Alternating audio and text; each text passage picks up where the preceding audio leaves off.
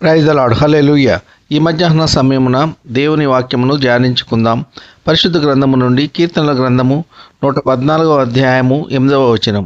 ఆయన బండను నీటి మడుగుగాను చెకుముకి రాతి బండను నీటి ఊటలుగాను చేయువాడు. ఆమెన్. హల్లెలూయా. మరి నిజముగా ప్రియ సహోదర సహోదరి, మనము నమ్ముకున్న మన దేవునికి అసాధ్యమైనది ఏదీ లేదు. సమస్తము సాధ్యమే. మన జీవితంలో ఎదురయ్యే బండలాంటి సమస్యలు, చెకుముకి రాతి బండలాంటి ఆర్థిక సమస్యలు, కష్టాలు, నష్టాలు, వీటన్నిటి నుండి మనలను విడిపించి సకల సమృద్ధితో ఆ దేవాది దేవుని మెండైన దీవెనలు, ఆశీర్వాదములు అనే నీటి మడుగులను, నీటి ఊటలను మన జీవితంలో జీవన ప్రయాణంలో ప్రవహింపచేయగలరు. ఎప్పుడంటే మనము దేవుని మాట విన్నప్పుడు, ఆయన వాక్యానుసారంగా జీవించినప్పుడు.